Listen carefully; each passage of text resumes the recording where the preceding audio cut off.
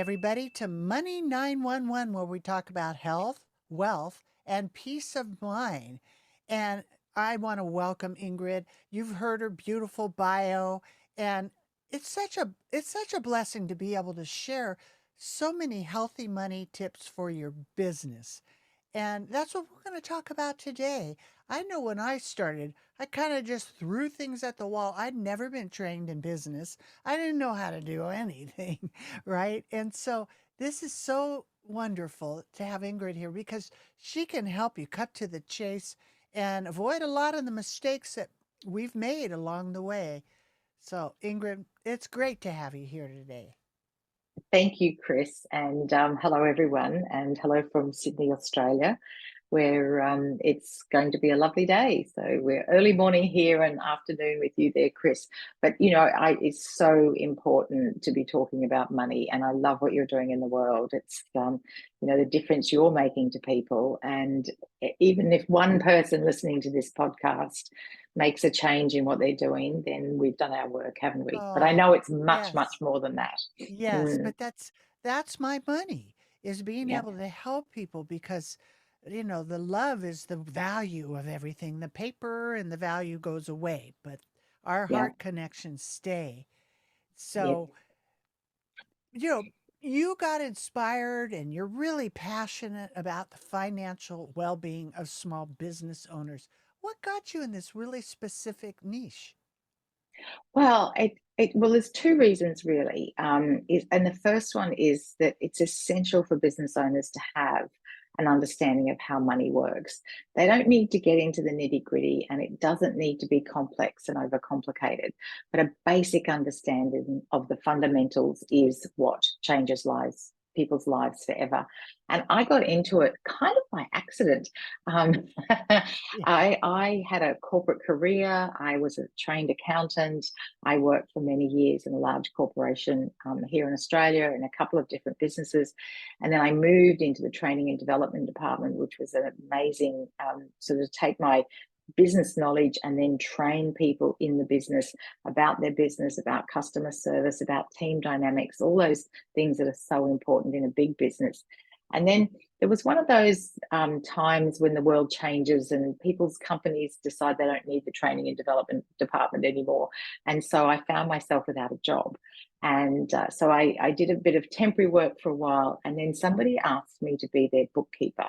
And at the time, the rules were a little bit less onerous than they are now for people to be bookkeepers. And I discovered the world of small business. Mm. And that was 20 years ago. And I have stayed in small businesses for 20 years, helping them understand their finances. I don't do any bookkeeping now because the rules to keep your registration updated it's not what I really want to do. And it's not where my passion is. So I love helping people understand the money side. We still have the bookkeepers and the accountants doing the work, but I go in and help the team, help the business owner understand the financial side. And the more I do of this work, the more I realize how important it is to do, because people get into business for all kinds of reasons, and it's not to analyze their finances. So far That's down the list. They exactly want to make a difference. right. They want to be a great dentist. They want to change Exactly. the world somehow. Right, but they No don't one know. says I'm just starting a business Nobody to knows. run my E finances. exactly. I say this a lot, but it's just what I've seen in, 32 years is you go to school, you learn how to make money, you get out of school, and what do? You go make money and give it to somebody else to gamble. And it's like a roulette wheel. Will it be up or down when you retire? So that's why I'm in Mm, the safe money side, but nobody ever taught me about how it works in the business and how important it is. Because, like you said, you fell into it, the business, your business. So did I. And I bet you a lot of us have. And then here we are with the business. And then, to have in, the USA, there should be S Corp or limited partnership or, the formation. And you've got a great book. So you want to start a business, right? Yeah, there it is. Very good. That you want to start a business? Okay. So, what do you think is the most important piece of advice that you'd give somebody that's just starting out? is to just get your pricing right, get your expenses an understanding of what your expenses are going to be and get your pricing right from the get-go. So what I love to explain to people is that there's going to be the setup costs, and that's going to be one-offs. And then there's going to be the running costs. So how much is it going to cost to run your business every week, every month, every year? And so once you have an idea of that, and then you decide how much profit you want to make and how much you want to pay yourself, and that's the total cost. And then from that, you can start to think about how much do you want to charge? Because until you know how much it's going to cost you to run the business, if you're pulling a figure out of the air for how much you're going to charge, you may not even make enough money to cover all your costs. And that's one of the number one things that I see where people get into trouble with business, is that they don't have a clear understanding of how much the business is going to cost them to run, and then how much they need to charge. And it would be very similar to the work you do with individuals, Kris, where how much does it cost you to run your home for the year? How much is your, what is your baseline that you need to make? And then how much money do you need for that? So it's the same kind of idea. But, what should I charge for what I do is the number one thing to get right from the beginning.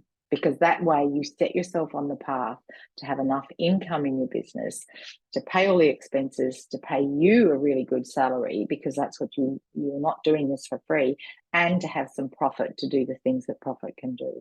That's it right there. If I would have known that in the beginning, trial and error. Right. But moving It's still a forward, bit of trial and error. It is, Kris, that it's sometimes getting that always, right. It's still a mhm, bit of trial and error. But yeah, at you got least it if you're right. there with the fundamentals solid, Yeah, yeah, exactly. yeah. And then it's fluid because, you know, just like we just went through with the pandemic, one minute, I have a brick and mortar business and had an office. Then all of a sudden now everything's virtual. So my live Yeah, events became webinars and the meetings became Zoom. So yeah, you got to stay fluid and flexible. But absolutely. there's Mm. something that comes in called emotion, and it's overwhelming, and I can't deal with it. How do you help clients get through that emotional overwhelm?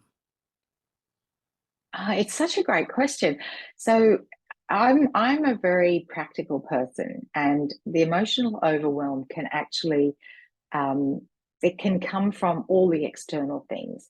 So there's, I think Stephen Covey is the, grandfather of all of this sort of thinking of the circle of concern, the circle of influence. And so what can you really do something about? There is a pandemic. Like, we can't stop that.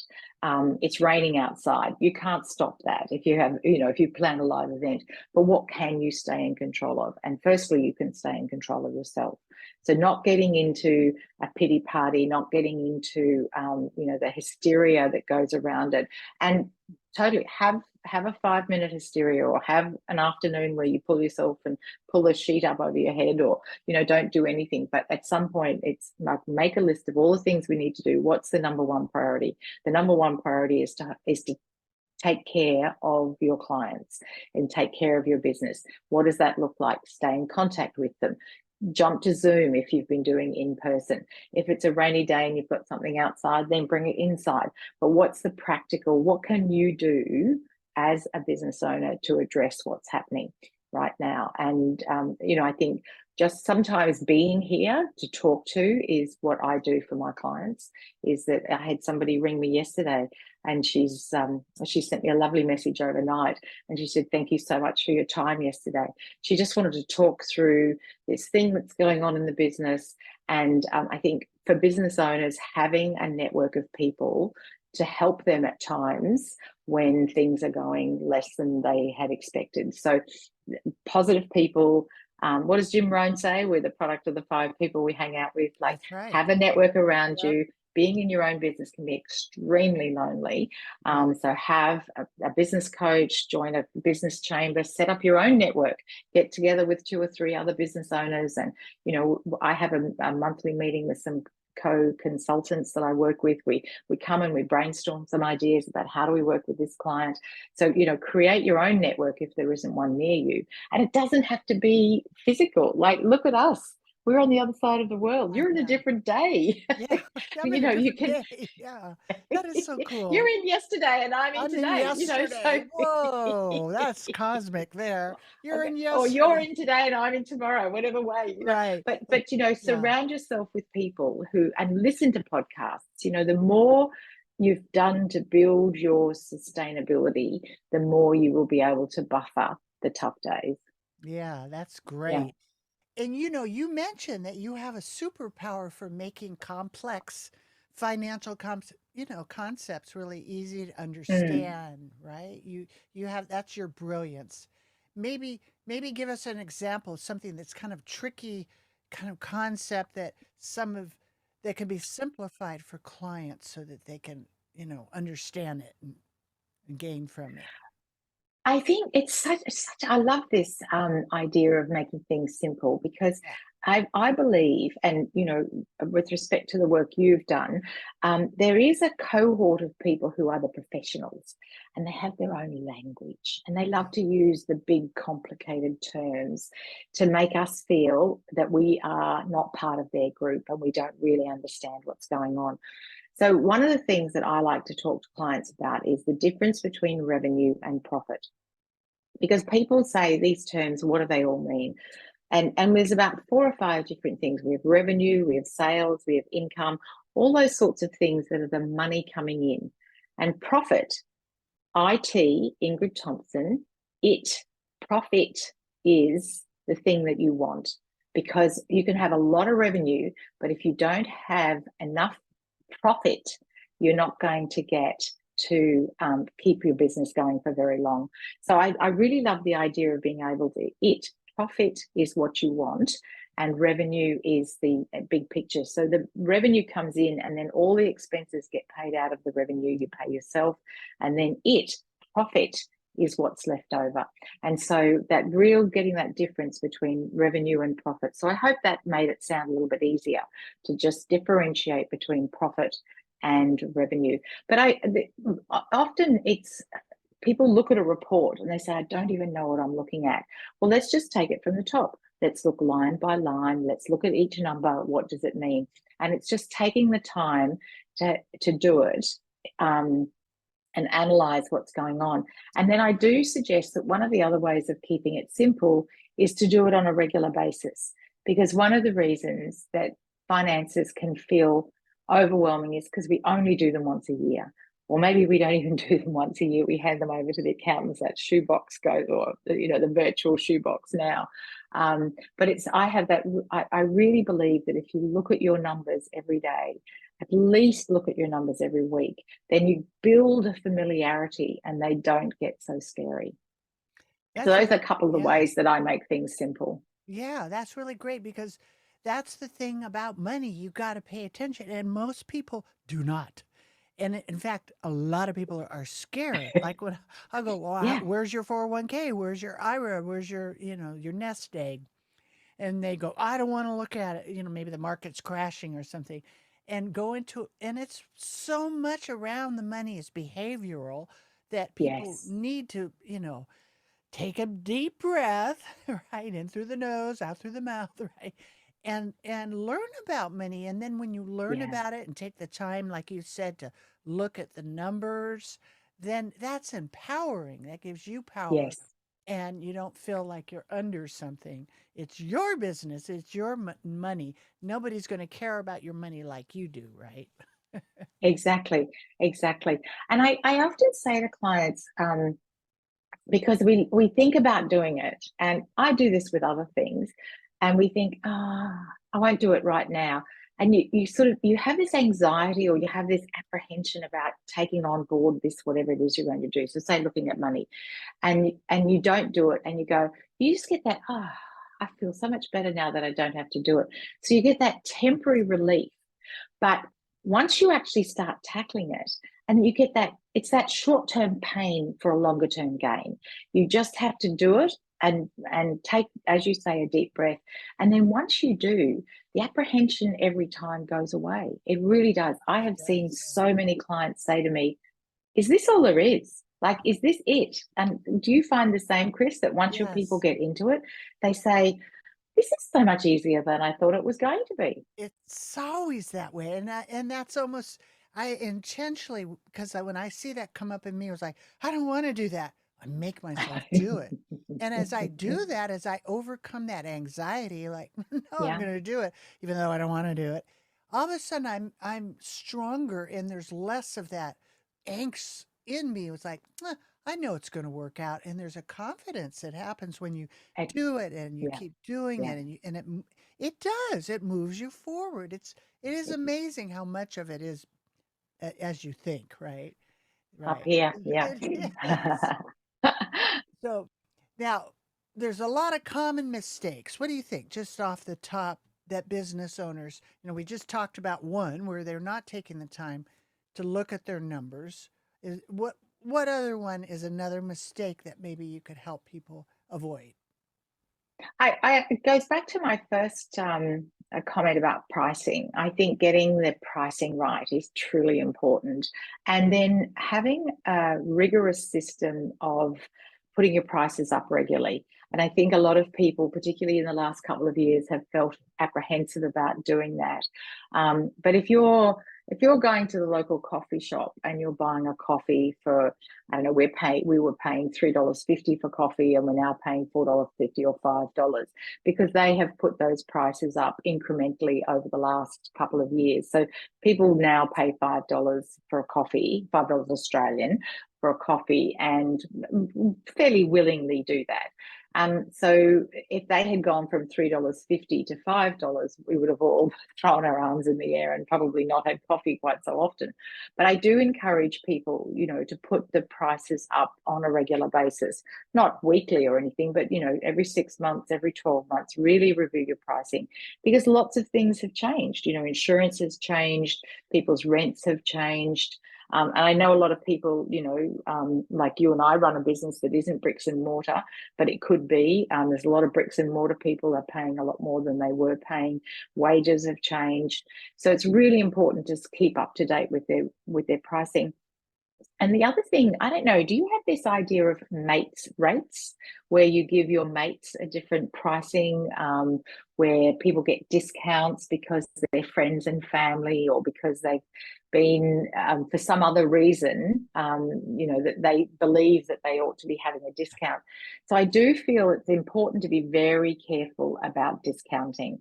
So it's around pricing and it's around, like you said, paying attention to the money on a regular basis. But I do find that people feel apprehensive about putting their prices up, that they're not sure how to do that. So I work with clients closely to help them keeping their prices current is really what I would say. It's not all about putting them up, but it's certainly about staying current and being mindful of discounting or having different prices. I did it just as an example. I had a dental client a couple of years ago who was very generous and gave discounts to different people. So I said, well, I think we should track this and see just how much discounting you're doing because it's okay to do it, but it is a form of marketing. It is part of your business. So we just need to know how much that is.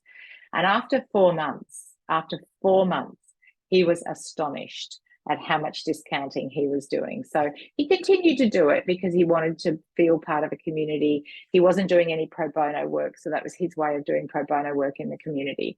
But he reined it in a bit and made people who ought to be paying the full price, he changed the pricing. So I just think discounting can sometimes get away from us if Right. we do. Yeah. So I And think pricing is pretty important. You're in right. business to make money. I mean, Right. at the end of the day. Mm. Pay attention to your pricing. Now, and it seems so obvious, but most people don't really. um, and most people get in the habit of, putting all the profit back into the business. That's one thing that I've seen a lot with people, startups or people that have been around for a while. They just keep putting, and then when they come in my office, they're starting their retirement plan at 65 or something like, you didn't save anything. And they got really great, yearly income, but nobody, I won't say nobody, a small percentage of people are saving. So the saving and paying attention, right? Yeah. Too. Yeah. Now, now, maybe you could share with us some of your personal habits or practicing to maintain your financial health. So my own personal financial health, I have my phone, and on my phone is some apps. So every morning I have a look at my superannuation, which is the 401k, because I like to see what's going on with that. So I know how much my income, like how much that investment is.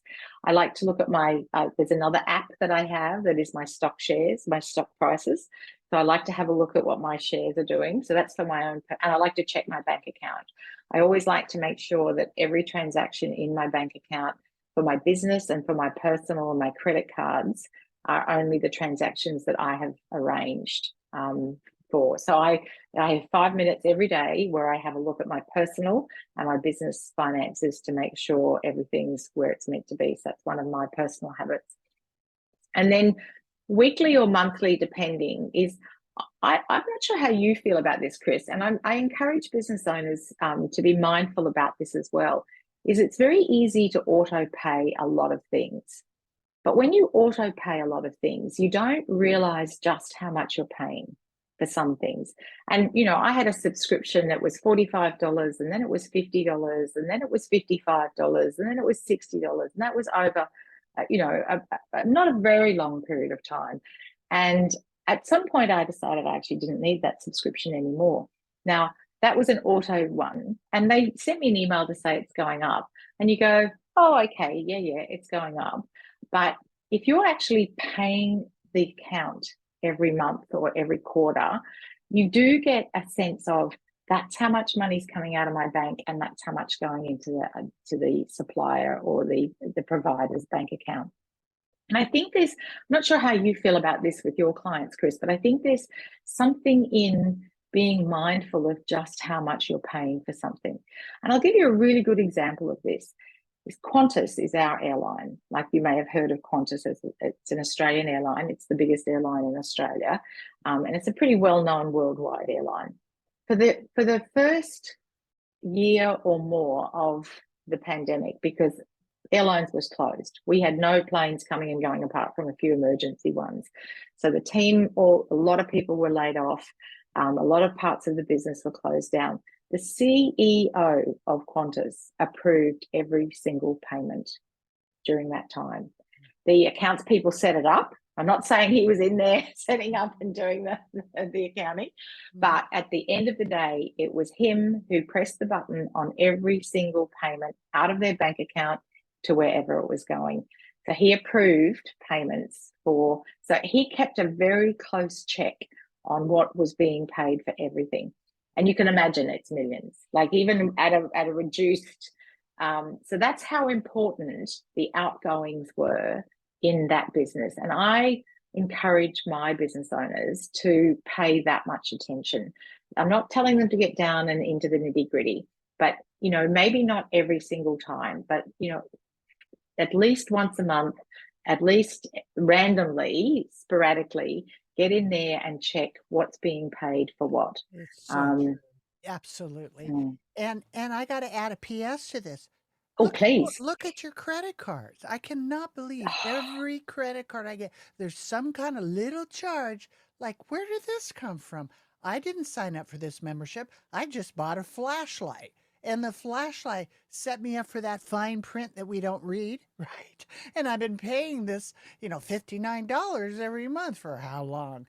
And it's shocking. And same with the bank statement. You got to look. Yeah. It's amazing. I find money. It's kind of fun. It was like, oh, I found some more money. You dispute it, and they normally, you didn't know they're bad, so they can't prove that anything happened, so you get your money back. But you make money by paying attention. That's the thing. Well, and you do, and I don't know if it's the same, but we have this tapping where you can now just tap your phone at the shop. They have all kinds of electronic. You can just tap your credit card, or you can tap your phone, and quite often you can't see how much you're tapping for. I don't. And so Yeah, so really paying attention to how much you're paying. I think that's one of my personal things that I like to really make sure. And looking at Yes. your bank account on a regular basis. Yeah. If you're only looking at your statement once a month, it's now and it's 6 weeks ago since whatever those dates were, and you think, what was that charge? Oh, I'll look at it later. But if Right. I'm looking at it this morning in the bank, it's on the statement, is either in your computer or it's on your phone. And you go, what was that charge for yesterday? I'll ring the bank today and I'll find out what that is, because it's right now and it's current. So I Right. think you're absolutely like, pay attention Right. to the monies. Right. Exactly. And it's a combination. You're very passionate. I think that's part of what attracted me to have you on about, Thank you. things, well-being and financial health and I always say health as well, because what good does money do if you don't Mm, have your health? But there's a financial health that I always talk about, and I'm in safe money. I'm in places where I've never lost one dime of my clients' money. So I only do safe money, and I show people how to create tax-free income and take money and double what they have in their savings. It's what wow. the 1% do and the Yeah. 99 don't know about. And that's why I broadcast Money 911 and talk about it and have great guests like you. Thank So, you. It's so important for yeah. people to understand money. It's so important. Mm, And the well-being, right? I find there's so much mindset right around the money, the yeah. angst or the fear, a lot of fear or worry, because most people don't. Yeah, right now, I got a stat today that 42% of baby boomers don't have a savings. I think that's just US. CNBC was a Wow. stat. 42% of boomers don't have savings. That's pretty frightening. Some of the stats that I'm seeing about, because of the economy is so rough and people using credit cards to survive Mm, and not being able to pay their electric and mortgage, and it's pushing people into financial disaster. You have to do a financial checkup.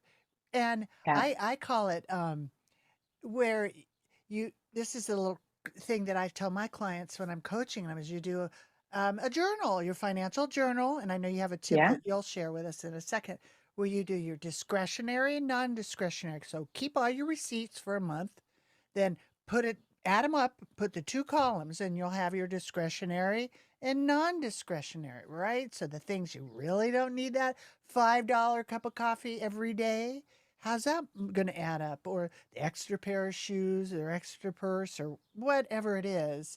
You downsize all that. You find money, you make money, and you get out of debt. You just put the credit card in the drawer. Gets Yeah, better off absolutely. if you can't Mm, pay mm. for it. Don't get yourself in the debt because you'll just be a slave your whole life.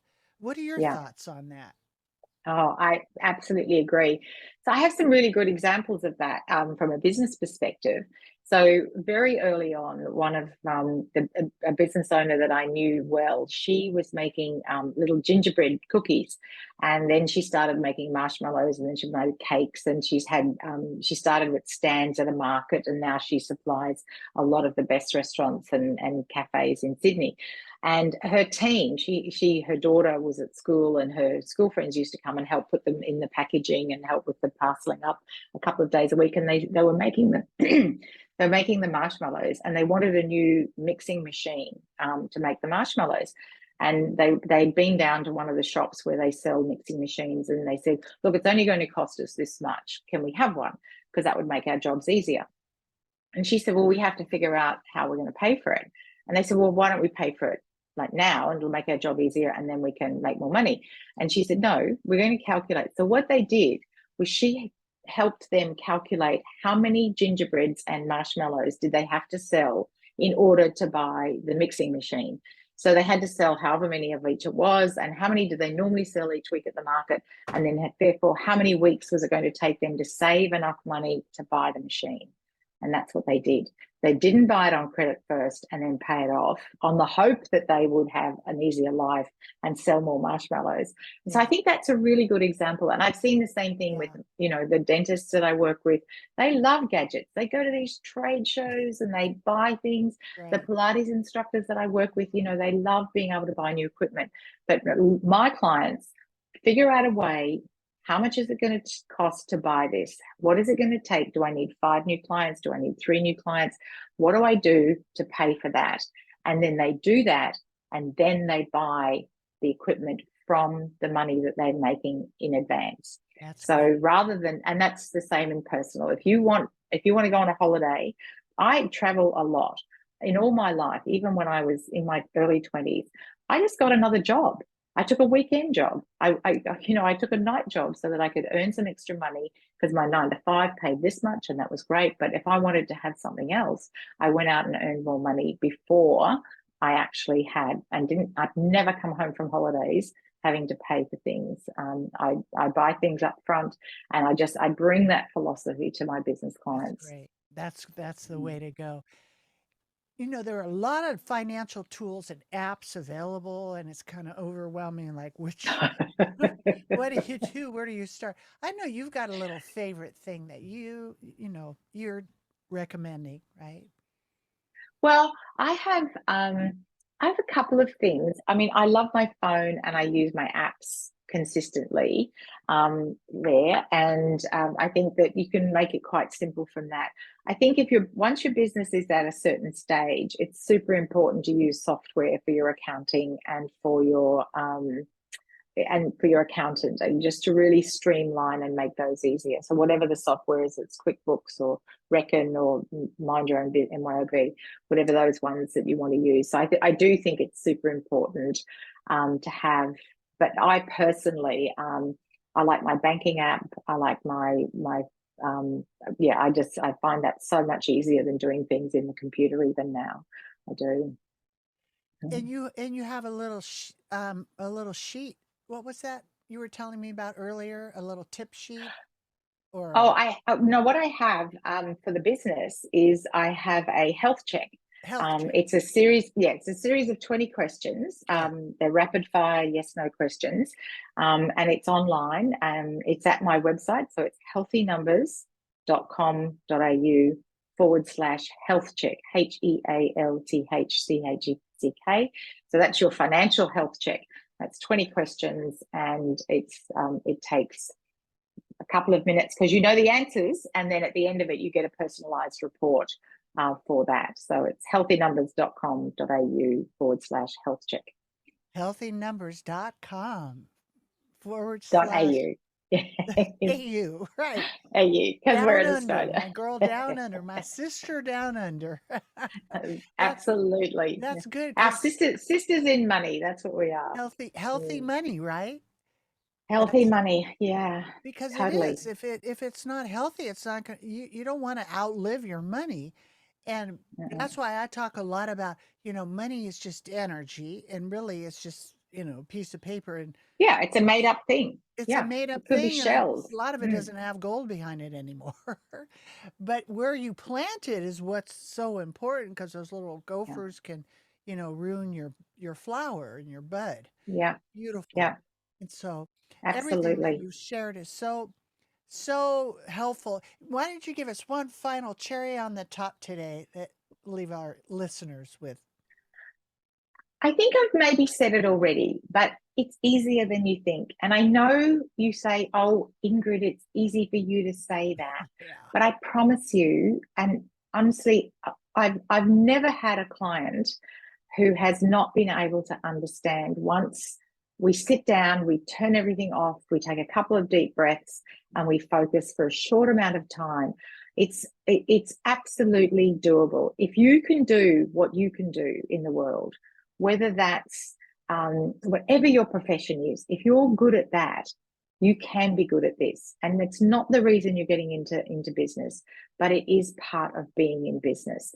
But I'm here to absolutely reassure you that if you can understand what you do, whether that's hairdressing or plumbing or whatever that business is that you can do, whatever those skills are that you have, you can do this. All right. Very cool. Make sure you get a hold of Ingrid at healthynumbers.com.au, right? For you and And her if you think, book. Right. so you want to start a business, So you which want to is just start a a business. really, really simple 7 steps. It's available on Amazon. It's yeah. And That's good. email me. My email address is in there. I'm sure you're sharing that in the show notes. Ingrid at healthynumbers.com.au if you have any questions. I just love helping people. Yeah. Beautiful. Well, it's been a joy to have you here. Everybody listening, make sure you subscribe, leave a review, tell your friends because we've got more great guests like Ingrid today. And Ingrid, healthynumbers.com.au for you, all the listeners. Please say hi to our sister down under or upside down, Thank you. whatever way. All right. Thank you so much, Kris. It's been a delight. And listeners, thank you for listening. Thank you. Appreciate it. There's so much to learn about healthy money. I hope today's discussion brings you one step closer to securing and protecting your future. So you can get started on the right foot, go to meetwithkrismiller.com and schedule your free financial fitness strategy session. Thank you for listening, and please subscribe to Money 911 so you don't miss our next episode, which includes health, wealth, and peace of mind.